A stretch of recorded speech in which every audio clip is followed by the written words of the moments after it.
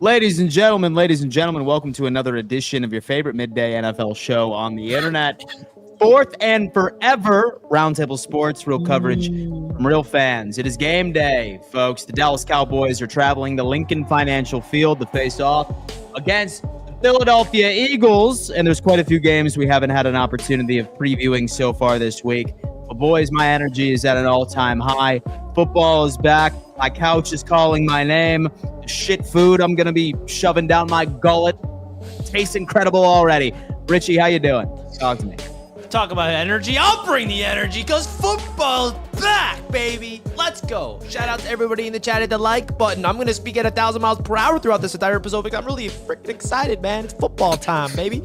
That's what it's about. It's football time. No more messing around. It's game day. Fourth and forever. Got you covered all throughout the season. Roundtable Sports is doing special things, folks. We had all division shows live all throughout the week. We're back today on Fourth and Forever. Jets Roundtable's back today for the first time, making its 2025 season debut. There's so much happening. We got week one football tonight and tomorrow and Sunday and Monday. Oh, we're back, baby. Hit that thumbs up button on your way in. Let's go.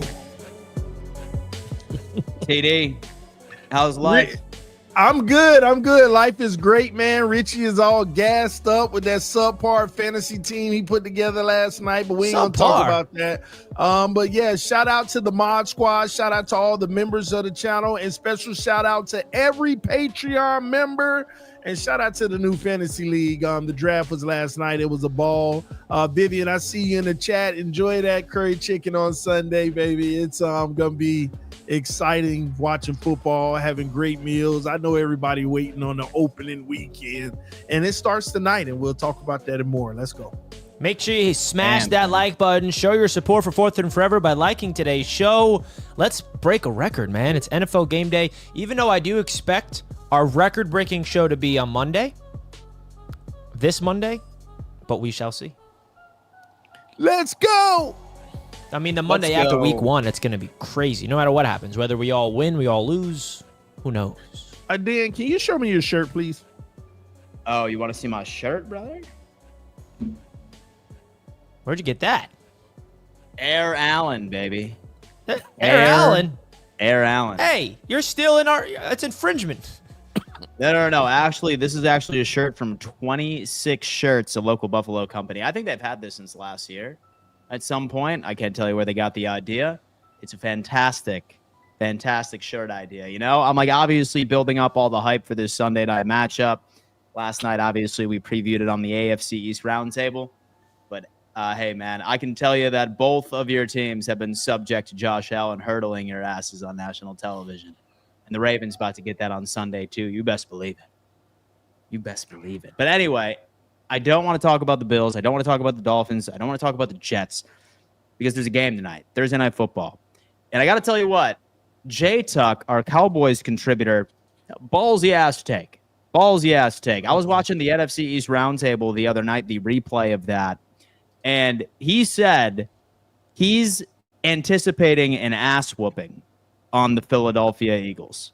I'm pretty sure, I don't want to misquote him, but I'm pretty sure he's expecting this Dallas Cowboys team to put up 40 on the Philadelphia Eagles defense and Philly to roll out there with the Super Bowl hangover.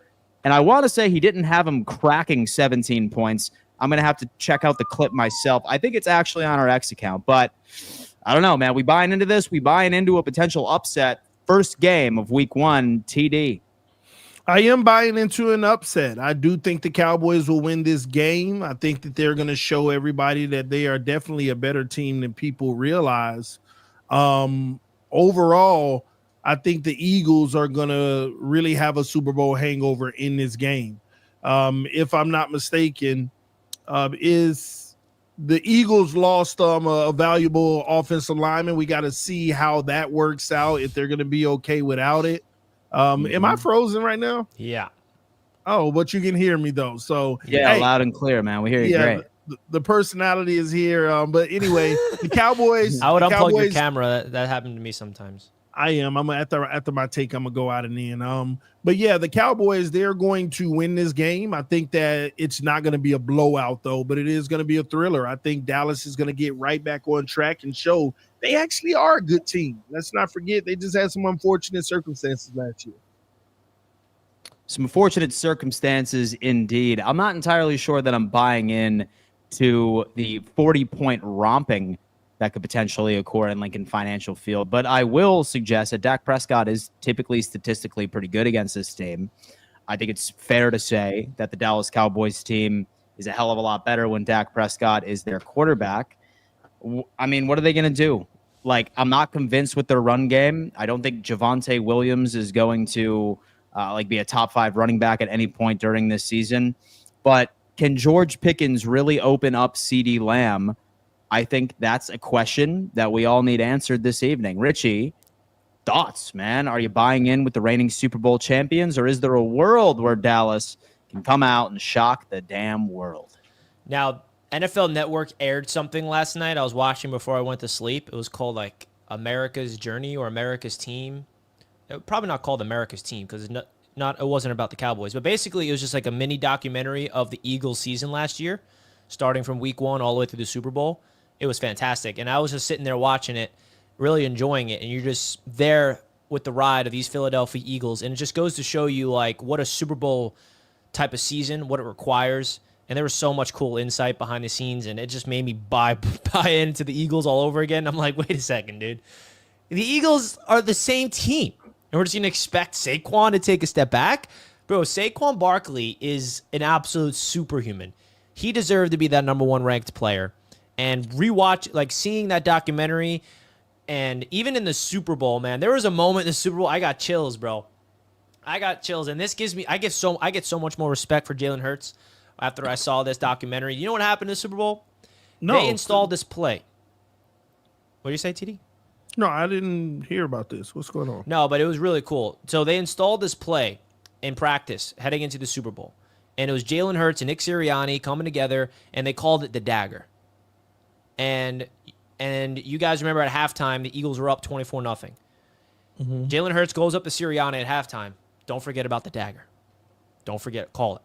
Call the dagger. Don't forget. Don't forget. And Nick Sirianni has him in his head. Don't forget about the dagger. Don't forget about the dagger. And then to open up the second half, Nick Sirianni, you see him on the sidelines. He's like so scared. He's like, do I call it? Do I call it? He's like, just call it. Just call it. Just effing call it. And then you know what play it was? It was the play where the announcer's like, all right, well, the Eagles are going to probably run the clock out. Play action, Jalen Hurts, bomb, touchdown to Devontae Smith for that 50-yard touchdown. Calls the dagger, executed, and that was like the dagger in the second half. And it just gets chills where Jalen Hurts is like so confident like in that play. He knows if you call this play, it will be a touchdown. And I have a new level of respect for Jalen Hurts. And another thing I loved about Saquon in the Super Bowl, when they had that pick 6 on Mahomes and they go up by like 2 or 3 scores, the whole team's celebrating. Saquon Barkley's running around everybody. Stay here, trying to calm everybody down. Everyone's excited because he's like, we got Mahomes to worry about. Like, do not get excited. And it cuts to Saquon interview. Was like, man, Saquon called Mahomes the GOAT of this generation. He's like, man, we got to be worried, bro. It's Mahomes. We got us to even kill. You never know. No lead is safe. So it's just really cool. Like this unit of the Philadelphia Eagles, they're such a collective team, and there's a reason why they won the Super Bowl. I'm all in on the Eagles. They're going to win this game, bro. They're going to be probably dominant. I mean, I do not see a drop-off. They are the most talented roster in the league. And I think Jalen Hurts, this is Jalen Hurts' season, because last year I feel like people did not give him enough credit. I think this is the year where Jalen Hurts is going to start playing his like MVP level of football. What was that again, Richie? Just plug that one more time because I want to watch it. It was aired on NFL Network, live TV, and it was like America's something. And it was basically just, I don't know if it was America's Team 2024, but it was basically just celebrate the Super Bowl champions, and you see the start of the season all the way through on NFL Network. I'll look for it. NFL Network. Cool. Eagles Super Bowl. Check that out, man. It was really good. Oh, so America's Game. That's what it was. America's Game 2024 Philadelphia Eagles. So I'm not going to predict a blowout like our good friend Jay Tuck, but some people that think it might happen from the opposite side of things. I really think that we need to put into consideration that this is a divisional game. And we all know how divisional games are for the most part. These teams are drafted all of the free agency acquisitions. That's top of mind for the front offices, is to compete within their division. I don't see this game being determined by more than a touchdown. I would not be shocked if by it's all said and done, it's like a 3-point differential, or perhaps it's even a 1-point win. It's going to be a lot closer than people are willing to admit. And guys, look, I know that the Cowboys are a laughing stock, right? Normally. But I'm not about to go out here and tell you that Dak Prescott being back as their quarterback is going to give us anything remotely close to what they were last year. Like, when he's healthy, like, this team is a force in the regular season. Playoffs are a different story. Like, yes. Playoffs are a different story, for sure. But in the regular season, like, this guy was in the MVP conversation 2 years ago, right? So, like, he's he's going to go out. He has George Pickens now, hopefully taking away some sights from CeeDee Lamb. I'm actually really high on Dak's numbers tonight as far as what I think he's going to be able to put out on the field. I mean, I'm certainly going on the over for his passing yards. That's for damn sure. Yeah, I agree with that, Dan. Dak, now let's not forget, they were a force to be reckoned with 2 years ago when he was healthy. But they ain't play no hard teams. They didn't play any difficult teams. But here's what I will tell you. They win tonight. It like Cowboy Nation is going to erupt. Oh, this is the year. Oh, no, we got it. Like, I'm glad we traded Parsons. Everything's going to change. Everything would. Like, that Jerry Jones wants this win more than anything with what has been being said about him in the media about trading Micah Parsons for absolutely no reason. If he does win this game, man, he's rooting for that, because you have Cowboys fans that completely switch up, and a lot of NFL fans are going to be like, oh, okay, maybe Jerry's old ass knows something that we don't. But we'll see. We shall see. Moving on, we have quite a few games that we need to discuss. And one in particular just so happens to have a team that Richie and I are historically high on. Carolina Panthers and the Jacksonville Jaguars. All right. And this is funny because Richie is probably, I'm sorry, Richie. That's exactly why. That's exactly why that you're the producer on this show. Right now, Richie is perplexed because he has two of his sweetheart teams staring at him in the face. The Jacksonville Jaguars, which, if I remember correctly, he chose them to win the AFC South this year. And the Carolina Panthers, Bryce Young, right? They traded Adam Thielen, brought back Hunter Renfrow in. Talk to me on this one. Preview, prediction, the Carolina Panthers and the new age Jacksonville Jaguars. Talk to me. I think there's a new version of the Jacksonville Jaguars now, man. They're going to be a weekly team that has the NFL scope on them, and it's because of one man, and that's Travis Hunter. I mean, I really do believe that Travis Hunter going to the Jacksonville Jaguars, it's such a unicorn type of player where everybody's going to be glued to the Jaguars now and checking in. You saw the unofficial depth chart come out. He's a starting wide receiver and a backup corner.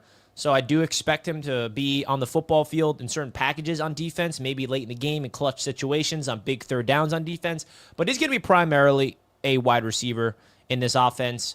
I'm intrigued with this matchup. I'm excited to see what Bryce Young looks like. I think him getting benched last year was the best thing that could have happened to his career. I think it was a wake-up call for Bryce.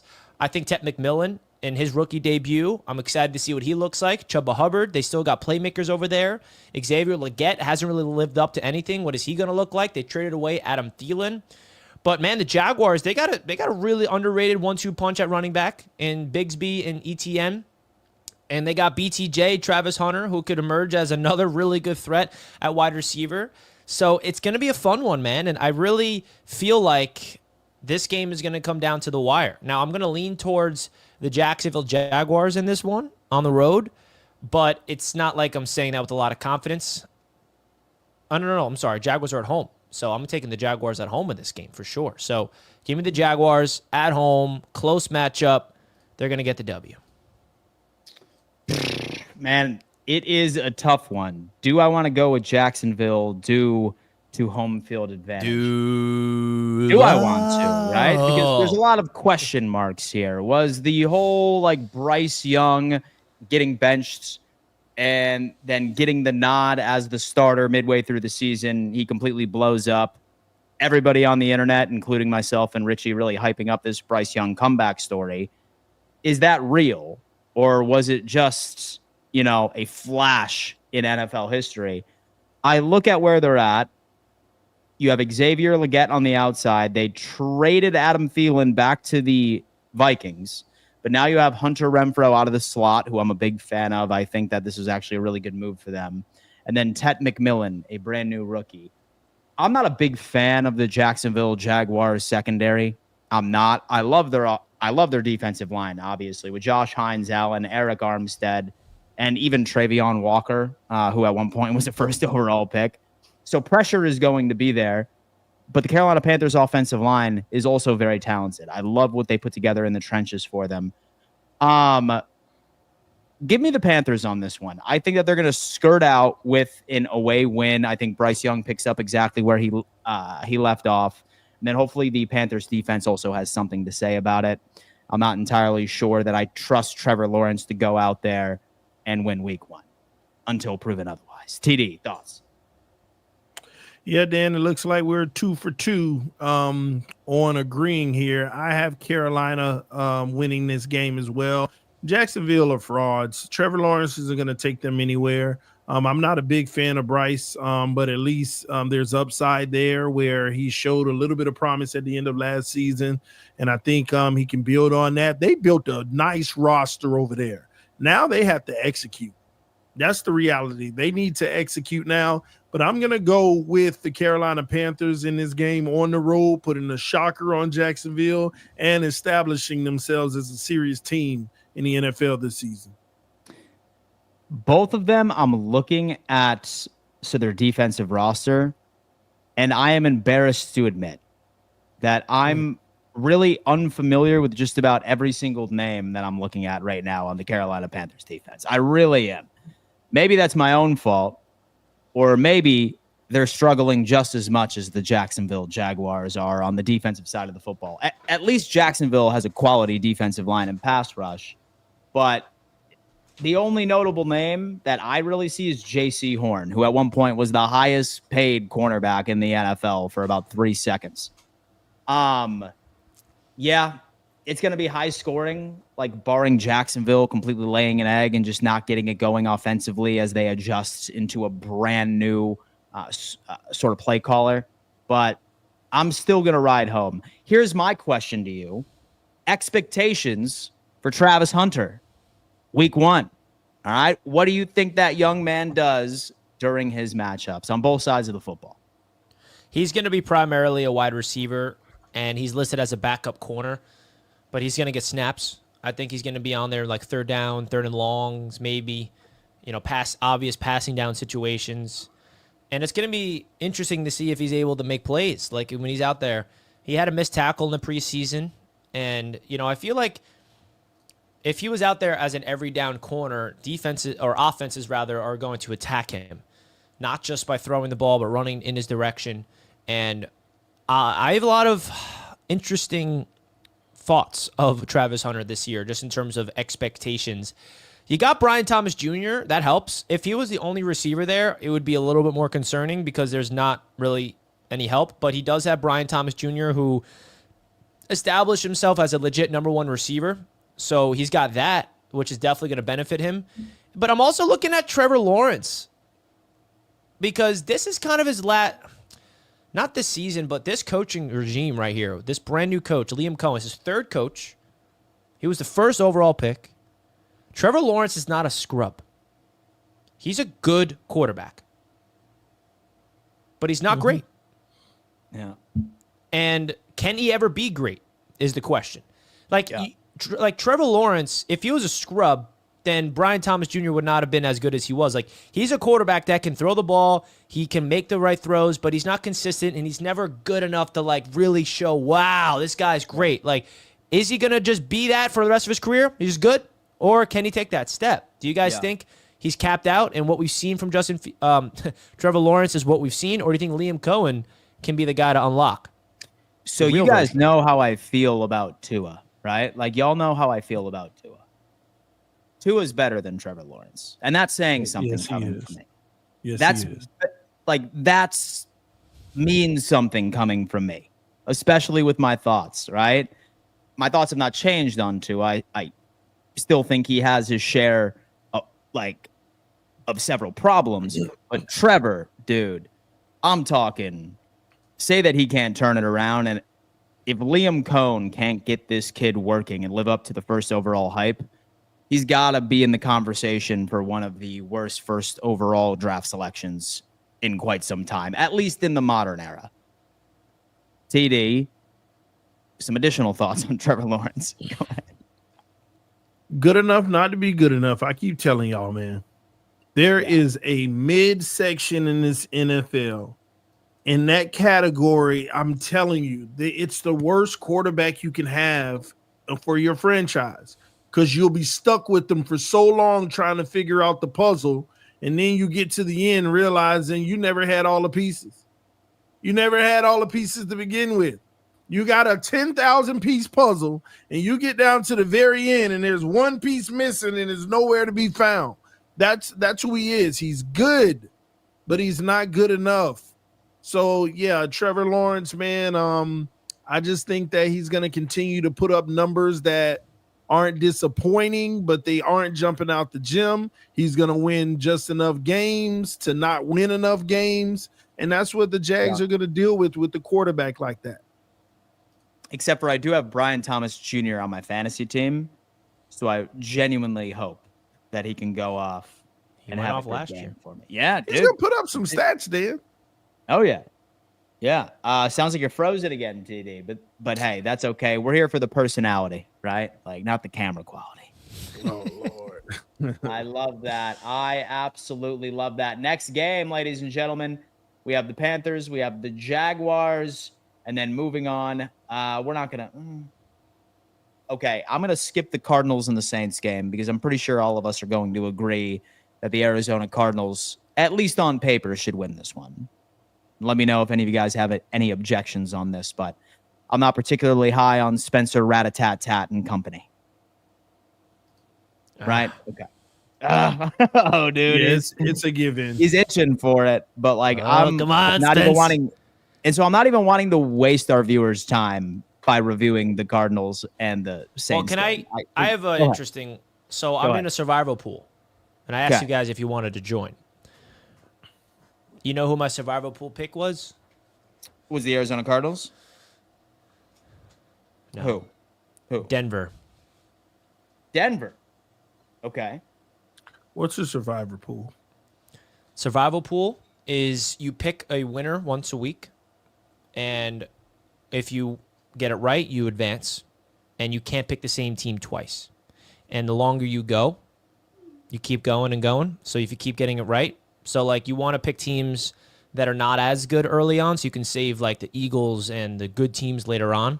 And then it's a giant pool of like however many people, and then the longer you go, and then whoever comes out at the end wins the pool of a lot of money. Sign me up, Richie. I'm ready to win. You down? Of course. Yeah, I am indeed. You shot me a text over there? I did. I asked you guys if you wanted to join. It's one of my buddies who's organizing it. They do a really organized, good job. You just submit it on a Google form. I'll tell you what, man. Sign me up. I will handle that once the show is indeed over. All right, so we all have the Cardinals beating, of course, the New Orleans Saints. However, yet another representative of the NFC East Roundtable is telling you not to sleep on the New York Giants versus the Washington Commanders. All right? And that's the game that we are going to discuss. The New York Giants are traveling to Washington. Very limited snaps for the starters over in Washington. Terry McLaurin got virtually no reps during the preseason. He's a veteran, I suppose. That's a good thing.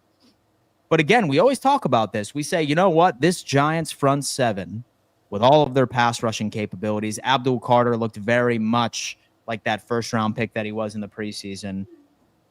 Is Russ as good as he was back in the Seattle days? Absolutely not, but I do think that he's an upgrade from what the Giants had last year. Is there a world where you could see the Giants at the very minimum keep this game close? TD, talk to me. New York Giants, Washington Commanders. Yeah, this is a no-brainer, man. Giants about to get blown out. The Commanders didn't only have a great team last year, but they did some work on it this offseason and made it even better. So I look for them to come out and pick up where they left off and really actually put their foot on the gas and demolish the Giants. Russ over there with the Giants, I have zero faith in.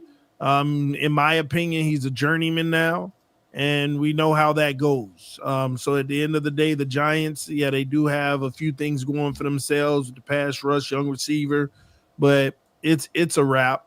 The Commanders, this is an easy win for them. I mean, nothing's easy in the NFL, but I look for the Commanders to really go off in this game. Jaden Davis to have a huge game. So secondary is always a concern for the New York Giants. That much I think we can all agree. But I think that there is a massive disconnect between the quality of offensive play. What's the Neighbors going to look like? I'm really curious to see what that connection with Russell Wilson, like that's quite honestly their only hope at this point. But yeah, I would probably have to agree. I have the Washington Commanders winning pretty soundly here. I'll probably go with a score of, I don't know, like 24-13 or something like that. Washington. It's fair. Yep, TD, you're frozen again. But I'll be back. I'm all in on the Commanders this year. I got Jaden Daniels as my quarterback in one of my fantasy leagues, but I think that the pass rush of the Giants, are they going to live up to the hype? Right? Are they going to be able to actually get to the quarterback as much as we think? Is Daniels going to have a sophomore slump?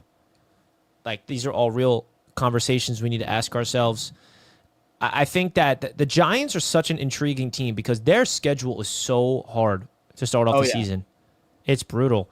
And a big thing that we haven't even talked about on this show is that they have listed Jackson Dart as their quarterback number 2 above Jameis Winston, which is very important. I think he's closer to play than some people think. Is there a world where if the Giants start 0-5 or 1-6 that Jackson Dart gets the nod?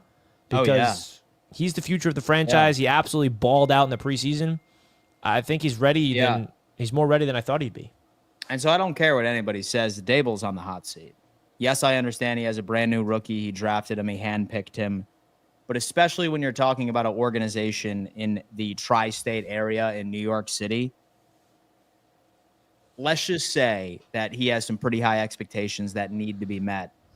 I would not be surprised if Jackson Dart is thrown out there, even if they start 0-3. Or say, for example, that, dude, who knows?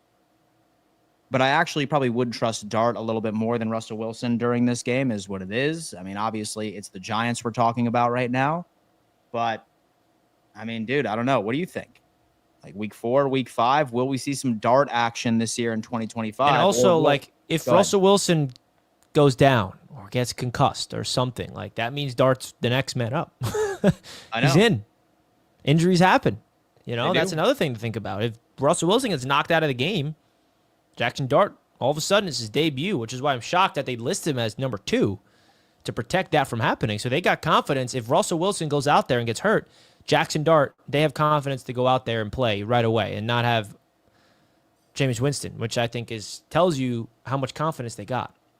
And so you know how much of a Jackson Dart guy that I am. Friend of the show, by the way.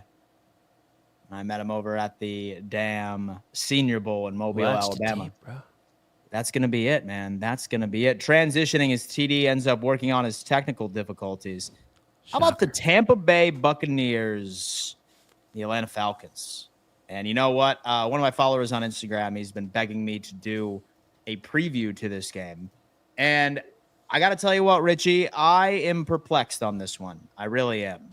Because, number one, Michael Penix is still a rookie in my eyes. So that's a way to look at all of this. And while the Tampa Bay Buccaneers won the division, they did get swept by the Falcons last year. A lot of moving pieces here and there. What do you got on this one, man? Is he going for Baker Mayfield and his wide receiving core? No Chris Godwin, by the way. or the Atlanta Falcons with the Michael Penix era beginning this Sunday. This is a really good matchup in the NFC South. I'm intrigued by both teams. I think Baker Mayfield is one of those quarterbacks that does not get enough credit. I mean, you look at his numbers, they're just like really good back-to-back years. I mean, what more does Baker need to do? I guess to have more playoff success. He has a playoff win underneath his belt with the Bucs. He has back-to-back really good seasons. I guess you just got to do it again. This is going to be one of those games where, like, I know who Baker Mayfield is. I don't know who Penix is. I don't know who he is yet. I agree with you, Dan. He's a rookie until he goes out there and plays a little bit. And, you know, what if Penix, like, Dan, there's always somebody out there that comes onto the scene and balls that no one sees coming. Could that be Penix? Uh-oh, here goes my fire alarm. I'll mute my mic to avoid you guys. I have an issue with this. Yeah, dude, no problem. Have the house right there. It's interesting to me because I look at Michael Penix, and sure, there is the college hype. Sure, we ended up seeing him perform relatively well when he did get the nod to be QB1 for Atlanta. But like Richie was alluding to, there is always a quarterback who completely breaks onto the scene each and every single season. Like last year, obviously, Sam Darnold. Year before that, of course, was Geno Smith. But at the exact same side of the coin, we are also looking at a quarterback that could potentially fall flat on his face. It happens each and every single year. A guy that everyone's super hype about, but then he just doesn't end up living close to expectations. I got to go Tampa Bay here. Yes, I know their defense is aging. I think Michael Penix on paper should at least be able to go out and leverage some of the weapons that he has out there. I'm a big Drake London guy. Bijan Robinson, who has been going within the top 3 picks in fantasy football. So that's obviously something to watch out for. But it's Baker for me, man. It's Baker. It's going to come down to the QB1 battle. And I'm going with the vet right here. Like, he's proven everybody wrong, man. He's had a carousel of offensive coordinators over in Tampa Bay. He has the perfect personnel. I'm excited to see what Egbuka does, especially coming out of Ohio State. Has had an incredible preseason. Even without Chris Godwin, my nod is to the Tampa Bay Buccaneers to scratch out a close one. Yeah, it's going to be an interesting game, man. I'm excited. NFC South Division is heating up. It's heating up indeed. It's heating up indeed. What does TD have in this game? I think the Dowinator is back. He's got his it's the Dowinator. He like that. He's muted, though, man. We're talking Tampa Bay Buccaneers. We're talking Atlanta Falcons, my guy. We have 2 back-to-back Buccaneers picks here. What are you thinking on that one? And yes, we can hear you. Okay, cool. Tampa Bay Buccaneers and the Atlanta Falcons, another no-brainer. This is opening the week. I'm going to go with the team that's been there and done that. Don't forget, Michael Penix is a young guy. We don't know what to really expect from him this season. This should be very interesting, but I'm riding with Baker Mayfield, man. The experience now. Baker's a veteran now. I mean, when you really think about it, he's a veteran. And he still has some weapons and coached by a great coach. So at the end of the day, you got to roll with those guys. But I am excited to see how Penix does in this game. And, can they unlock the tight end position? What will they do in that area? Time will tell. But this is all on Penix that they're going to have a chance. But Tampa, we know what they're going to do. Aren't you high on Penix? Yeah, I am. I just don't know what to expect coming into year 2. You know because you know how people say sophomore slump, but does that qualify for him because he didn't play enough in his rookie year? I don't know. So we'll see. I don't know. We shall see indeed. Moving on, a game that I am actually very invested in because I got a pretty hot take on this one. Cincinnati Bengals are going into Cleveland to face off against the Cleveland Browns. Right? And look, historically, I have been high on this Cleveland Browns team. I have, and they've disappointed. Whether or not that it was because they had 7 quarterbacks last year. However, I do like their defense. Love the Cleveland Browns defense. I love their secondary. I love their defensive line. I think that they have a better offensive line than Cincinnati has a defensive line. I think that the Cleveland Browns have a better defensive line than Cincinnati's offensive line. Love their secondary. Of course, you have Jamar Chase and T. Higgins, which is going to be an issue. But I honestly can see a world where Cleveland ends up walking away with the dub. At the very least, a game that is uncomfortably close for everybody that's going to be watching on week 1. Folks, remember, nobody in this chat, nobody in the NFL world had the Patriots, a terrible Patriots team last year, beat the Cincinnati Bengals week 1. Perhaps they ended up doing enough and making sure their starters got enough reps during the preseason where this moniker that is just attached to Cincinnati for slow starts is no longer going to be the case. But I don't think that we should be looking at this game thinking, okay, this is an automatic win for Cincinnati. I genuinely don't believe that that's the case. TD, go ahead. The Bengals putting up 40. Stop playing. The Bengals are throwing up 40 points in this game. They're going to demolish the Cleveland Browns. The Bengals are on a mission this year. I think you're going to see a night and day from what you saw last year. I think you're going to see a focused team, a team that's ready for war. They really want to redeem themselves from what happened. So I don't think they're going to have a slow start this year. And Cleveland, this is just the race to Shador. They're going to lose several games early, then Dylan's turn, and then how does he do? And then eventually Shador by week 12 or something like that. That's all that's happening in Cleveland. Who are we kidding, okay? We know what the end of the day, we know what it's going to be. It's just going to be controversy all season until it gets to the point to who they know should be leading that organization. So Bengals win this one easily. So let me ask you this. Would your viewpoint change at all if Shador Sanders was starting this game? If Shador was starting in this game, no, my viewpoint wouldn't change. The Bengals would still win this game. They would still put up 40, but Cleveland will probably give a better fight. Just the energy. Remember, the Browns are at home, okay? The moment that kid gets the green light, the fans are going to be electric. It's going to bleed into the team, and they're going to play on an inspired level. That's how this all works. So if Shador was starting, they would have a better chance, but they would still lose to a Bengals team. I just don't like this matchup, dude. Don't like this matchup at all. I really don't for Cincinnati. And that's me not even being a hater. I don't. Like, tell me. So do you trust one of the worst offensive lines in all of football against Myles Garrett? The Cincinnati Bengals, dude. They have literally the worst offensive line in football. They have Joe Burrow. But we're talking about Myles Garrett. Boy. Mason Graham. But we're talking about Joe Just Burrow. ended up getting into it. I know we are.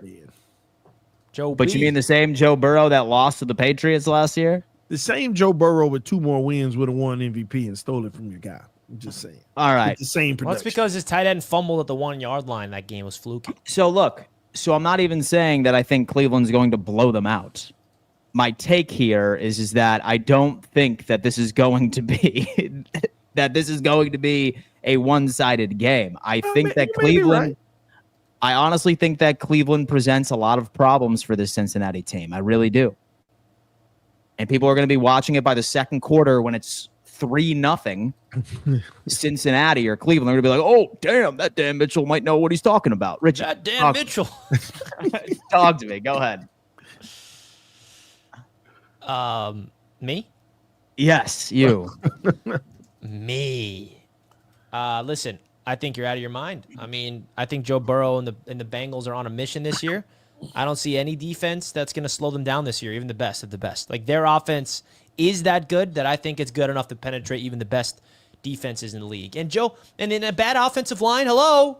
What was the narrative of the Bengals the year that they drafted Jamar Chase over Penei Sewell? And what did they do that year? They went to the Super Bowl with one of the worst offensive lines in the league. If there's one team that knows how to win or at least play well on offense with a bad offensive line, it is the Bengals with Joe Burrow. Yeah. Mm-hmm. So that's why I'm not concerned about that. They know how to. They get the ball out fast, on time. Joe Burrow is actually extremely elusive in the pocket. So I'm not concerned. I think the Bengals win by a large margin in this one, and their offense is going to get off to a fast start. Jamar Chase, 3 touchdowns, something crazy like that, hopefully, because they got him in fantasy now. You should hope for that too, Dan. So here's an exercise. Yes, indeed, since I did take Jamar Chase, I still have him having a pretty good game. But you know what's interesting? What do you think Joe Burrow's record is against the Cleveland Browns? Not that wins are a quarterback stat, but what do you think his record is? Oh, now you're versus the using Cleveland this Browns? for your advantage. No. Oh. What is no? What is the Bengals record with Joe Burrow as QB? 3-5. Okay. Specific games where he had the Browns were good these last few years. Yeah, and it's the exact same defense that's being rolled out there as well. So that's why I'm kind of like I'm iffy, and so I'm iffy by putting all this money down on a Dan. Give it up. Give it up, Dan. Give it up. Give it up. Like, what am I saying? That's crazy. Joe Burrow makes. Like, what am I saying? That's Joe Burrow makes them a superior team, Dan. And so yes, and they're not going to fall to the Browns this year in week 1. I agree, but again, on schedule, I'm getting gaslit like I'm absolutely insane. Okay, losing record against the Browns. Okay, terrible offensive line versus one of the best defensive lines. Far better offensive line than their defensive line. Yes, Trey Hendrickson had 17.5 sacks last year, but the Bengals were like 25th in the league for pressure and sacks in general. So you have the Browns winning? So you have the Browns winning? No, what I'm saying is that people should not think that this is going to be an ass whooping from Cincinnati. Oh, okay. It's going that's to be fair. a sweating game for them. They're not going to sweat, but it's not going to be. I think they're going to sweat. I think they're going to sweat, man. I honestly don't see Cincinnati scoring more than 20 points. Wow. I don't. Wow. We'll I think see. you're not. I think you're just. That's bold. Like the way the Bengals lose this game is if their defense stinks. Like there's no way their offense puts up that many points. Their offense is going to explode. Like the only way the upset happens, in my opinion, is if the Bengals defense does what it did last year and they can't stop Joe Flacco, and Joe Flacco has a legacy game. It puts up like 35. Yeah. Like there's no way the Bengals are putting up that many points. I think you're not. I think what you're doing that sounds a little bit out there is you're not really giving the Bengals offense their credit where I think they're going to be the best offense in the league this year. So let me have you guys guess. How many points did that Cincinnati Bengals offense score on the Browns last year per game? 17. I'm going to guess. 24 and 21. Okay. 24 and 21. You know, Dan, when you look at those games, there were some very misfortunate things that happened on the offensive side with turnovers. That's what part of the game, right? Yeah, like that's credit you would give to the defense, right? It is, but this offense. That's why I say they're presenting an issue. This offense is so good that you can expect them to correct those things this year, Dan. I mean, they have the best offense Dan in the is a league. Bills and Browns fan this weekend because he wants this one on Monday. I know it. No, dude. Look, I am so excited to hop back on this stream. Like when the game, y'all play the Browns this year, 17 and 13. Oh, wait. Oh yeah, we'll cook not the Browns, but the Bengals. Y'all play the Bengals this year? Yeah, we do. all play the AFC North. That's what it is. That's what it is. Okay. So I have actually a bet running with Zim, who's our Cincinnati Bengals content creator. We got to get Zim on this show. If the Bills win, his sad ass needs to wear a Josh Allen jersey for the remainder of the week with all of his content. And then look, guys, I'm not going to lie to you, but internal bets within the Roundtable Sports Network, your boy's undefeated. All right. So I feel like Zim bought into the curse. So I hope that you're picking out your size profile for that Josh Allen jersey because it's coming, baby. It's coming. It's coming, man. It's going to look fantastic. Let's let in a Patreon caller. We got Dwayne in the building. Go ahead. What are you making me do, Dan? For Why? God's sake, what are you making me do? You're making me freaking agree with Tony and Richie. What are you making me do this week? Why are you doing it to me? This is absolutely crazy. Like, seriously, I'm being gaslit by everybody. Right. It's crazy. I'm being gaslit by everybody right now. Dude, if everybody's gaslighting you, if this game is won by the Browns, it's going to be won by a shooting contest, not by a defensive brawl. Cincinnati's defense is horrible. It's going to be a shooting match. Don't look at last year. Take last year out of the equation.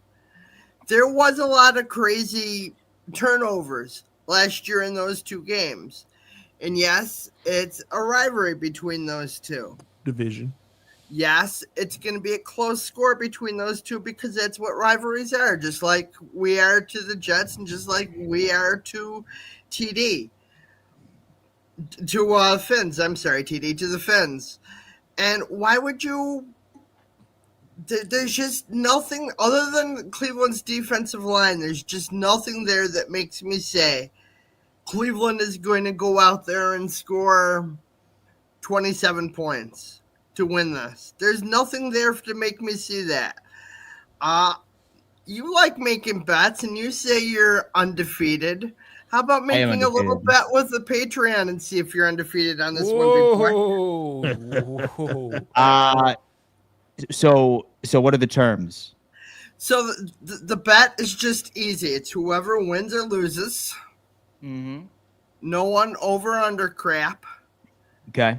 And when you're in Buffalo Wednesday, I will either buy you a shot or you will buy me a Pepsi because I don't drink. It's just that simple. But this is not about money. This is about who's gonna win and who's gonna lose this. I will take that bet. Browns beat the Bengals. You're on. I'll take it. I'm out of here. Perfect. Out. Perfect. Peace. Dan buying shots. Browns beating the Bengals. You heard it here first. Pepsi's. All right. Hey, man. It's going to be solid. Matt P is backstage. Brand new Patreon contributor. What's up? Matt. What's up, guys? Can you hear me? Yes, sir. Matt, Loud and clear. How you doing? Cool. I got to agree with Dan on this one. I watched that game last year against the Patriots, and they let Keon White get through their all line and destroy Joe Burrow. Like, come on. Keon White is a backup defensive end on the Patriots this year. Myles Garrett's going to get like 5 sacks on his ass Sunday. It's like, and they still have Denzel Ward. They got that kid from UCLA, Schwetzinger, and as a middle linebacker. I just don't see the Bengals winning this one. And they start off slow every year. Dude, preach it, man. Dude, why do I allow these guys to make me sound like I'm crazy? I'm in the chat right now. I'm all like, dude. I've put receipts of like everything. It's not like I'm just blindly saying nonsense. I have given 10 examples as into why I believe that this could happen. I get it. If you're just like Cincinnati is going to win the game, fine. But if you're going to look me in the eye and just be like, it's not about to be a close game, come on, boys. Come on. Right. Dan, you're not even going to want to mention this on Monday. Oh, no. You're not even going to want to mention it. It's at least going to be a close game. I don't see the Bengals pulling away easily. No. They might blow them out, man. Look, I cannot wait to walk up in here when Indianapolis hangs up 40, all right? When the Browns end up beating the Cincinnati Bengals and Buffalo ends up. Wait, hold on. Richie, TD. It happens every year. It does. Come on. Man, like we have short memories here. Oh my God, that offense. It's not just last year when they lost to the Patriots. It happens every year. It's not happening. Thanks for the call, Matt. We need you on this more often. Dude, thank you. Holy shit. I was about to check myself in to the nut house. You did not just say what you just said about who putting up 40? I said Indy's putting up 40. Indy what? Defense. Indianapolis Colts. Indianapolis. Storm Ducks about to be cooked. Putting up 40 in practice today? 40 in the game on Sunday. I'm capping. Indianapolis, man. Like we're gonna dude, look, we're gonna be logging into Good Morning Football on Monday where people are just like Daniel Jones, the savior of Indianapolis. That's what we're about to see, man. It's going to be highlights after highlights after highlights after highlights. Wide receiver Amari Cooper is wow. Folks, breaking news. Bro, like he saw what the Raiders had going on. No. And he said, nah, I'm good, man. I'm out. No, he just want to retire a Raider, bro. That ain't it. Where was he last year? What team was he on to finish the last season? Buffalo. He's on Buffalo. That's what drove him to retirement. So you want to know why? Because he couldn't stand the idea of not playing for the Buffalo Bills, so he decided to hang up the cleats. Wow. Well, that's some interesting breaking news that just came out of absolutely nowhere. Yeah, man. A solid career though. You know, Amari Cooper had a solid career as a pro. Dude. Listen, as far as Amari Cooper was concerned, man, like, was just super unfortunate once he was traded over to the Buffalo Bills, because like he had 2 games where he was ramping up and learning the playbook. He made some great plays for us, but then by the 3rd week, he like broke his hand. I'm pretty sure doctors were suggesting that he were to get surgery. Like a team guy that he is, he elected not to, and he played with a cast for the remainder of the year. Like, he was not truly what Buffalo wanted him to be, and I'm convinced that, dude, what could have been? I'm sorry to hear that for Raiders fans. Does that change your mind about the Patriots situation again, Richie? We knew how passionate you were last night about the Raiders potentially beating the Pats last night. What made you think that, Richie? That's what I said. Ashton Genty, Brock Bowers, Pete Carroll. Oh my gosh. -1 yard Genty. No, I'll just bless. I don't know, man. I mean, we can go back into that topic if we want, but I feel like people are inflating the Patriots like they've done anything. I'm supposed to believe that? Like, why am I on the show where Dan gets to just talk bad about Cincinnati because he's jealous of them, and Richie just keeps on talking bad about the Patriots because he's jealous of them? I'm not jealous of the Patriots. What could I possibly be jealous of the Patriots about? You've been jealous all off season when you saw that they've risen above the Jets.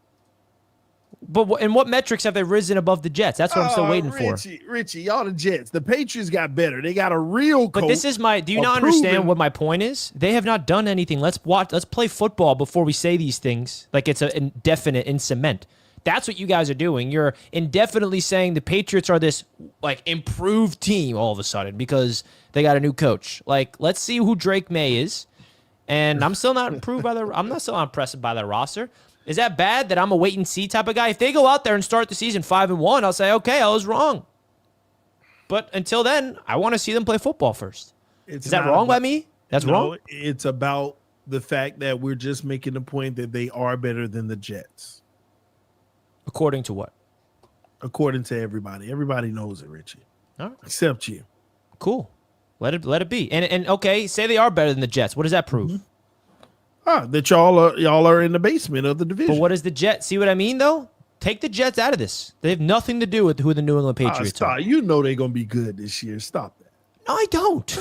Okay. Am I the only one that looks at the Patriots and just think it's a foregone conclusion they're going to win 10 games? Like, where is this coming from? Because they signed Carlton Davis and signed a bunch of B players in free agency on defense? I mean, where is the fear element? I'm still waiting. I'm still waiting to see, like, what part of the Patriots sparks fear in opponents. Drake May? Ramondre Stevenson? They say Stephon Diggs? Drake May looking real good, Richie. All right, go out there and prove it. I don't care about no practice. Zach Wilson looks fantastic in training camp. And then what? I'm sorry if my approach to this is go out there and prove it. I'm not giving any flowers for free agency signings and training camp practices. I'm about football. Go out there and prove it. And then I will be proven wrong or correct. It's that simple. Right. I'm not afraid to be wrong. I'm a man. Damn. All right. Hey, you know what, folks? Let's go on ahead and welcome in our next Patreon caller. Folks, say, for example, that you would ever like to call in and get something off of your chest. You can do so by signing up for our Patreon Premier membership, $10 per month. And you have the ability of calling on every single Roundtable show. That's including the divisional shows. That's including the individual team shows that are launched, plus bonus content. LaSalle is in the building. What's up, LaSalle? Hey. I'm going to tell you, Dan, I'm with you. Thank you. I'm with you. Thank you. Sorry, I'm going to take what Richie said just a moment ago. Until they prove it to me, I'm not going to say that they're going to do it. I need to see them out on the Blazers against the Browns. I need to see that. Yeah. Until I see that, I don't think any one of us could say, oh, the Cincinnati Bengals could torch the Browns. Bro, how many times have we said, like, oh, the Ravens are going to torch the Steelers or Browns for them to lose their game? And it's the AFC North, dude. It's the AFC North. Aren't Hard Knocks covering the AFC North this year? Huh? Isn't Hard Knocks on the AFC North this year? Yeah, thank God. That's thank great. God. Thank you, LaSalle, for the call. Back-to-back callers who know ball. I love that. Back-to-back LaSalle callers. does know ball, man. I'm not going to lie. He's a ball knower. Dude, LaSalle is a ball knower, you know? And you know who else are ball knowers? Me. Okay? And I'm going to cook You're a up ball knower. a parlay for you guys on the proud sponsor of Roundtable Sports. Just so happens to be Sleeper, baby. Damn.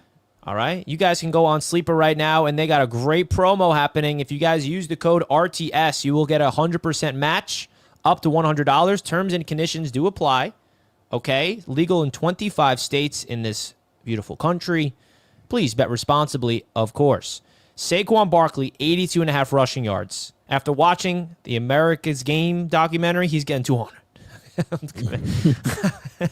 All right, I'm influenced by the propaganda of that documentary, as you can tell. Do it. Now, Joe Burrow, half a passing yard. Dan Mitchell, will Joe Burrow get 1 passing yard, or are you that against where Myles Garrett's going to sack him 10 times, he's not going to get a pass off? So he's finishing that game with minus 12 passing yards. No, I'm just kidding. Yes, he will go over that. I mean, that promo, it's too good. Oh, wait, you can only do one promo? Richie, Minus 12 passing yards for Burrow. No, Dan's advice on Sunday. Richie, Dan's advice would be like, "Oh, you got to stay away from that one. That's a trap." Yeah. Real, right? Ashton Genty, is he getting in the end zone in his debut? Or the Patriots defense is that good? They're going to hold Ashton Genty out of the end zone in his debut. He not getting in no end zone. He ain't getting no end zone because the Patriots Not defense against loaded. Not against Yo, Brady. you know what I love? Not against Vrabel. So one of my strategies when it comes Vrabel's Bill into Belichick Sleeper. all of a sudden. So one of my strategies with Sleeper, my favorite is receptions.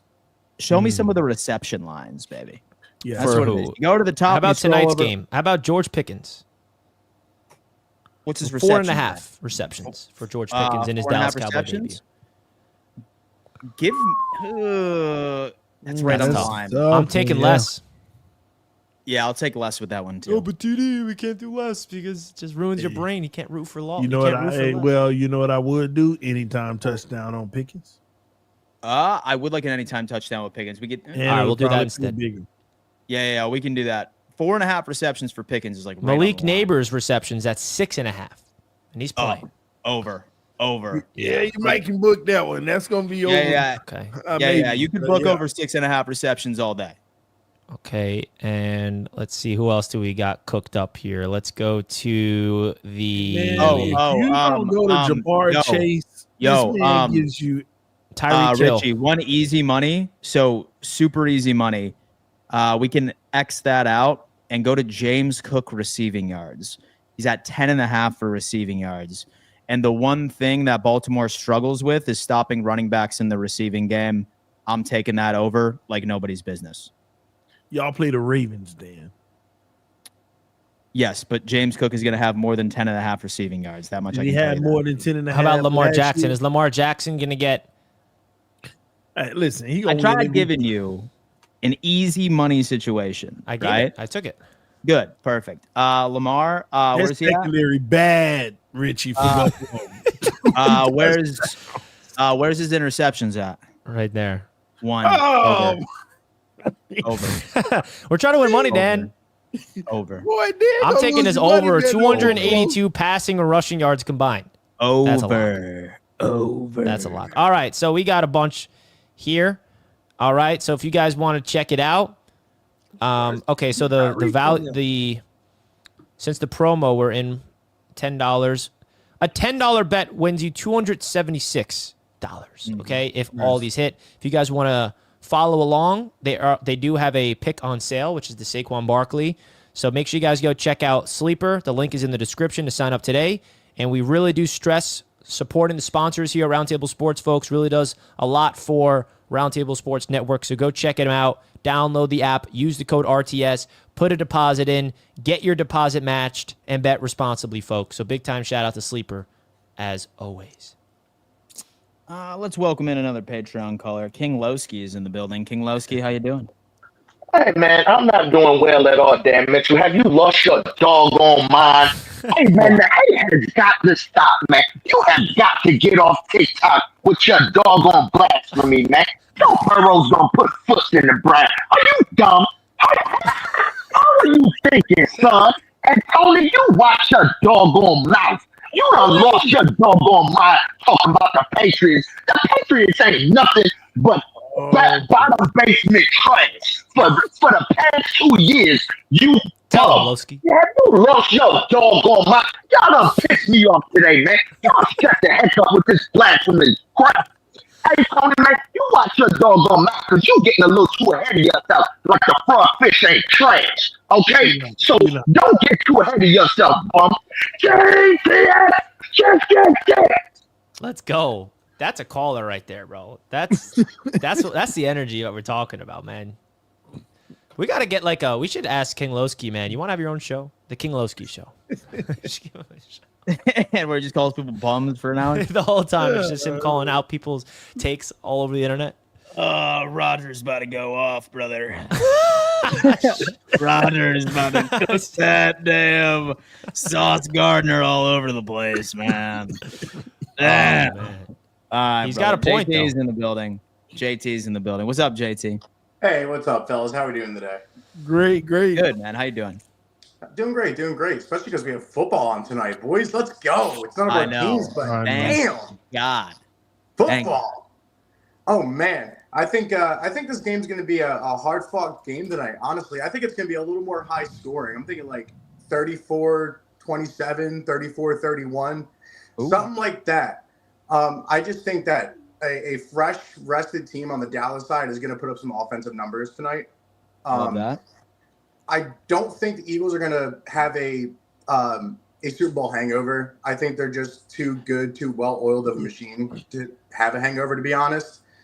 They're elite in a lot of areas, in my opinion. The defensive backfield, the defensive line, even though they've lost some, they still gained others. I think their defensive line is still elite.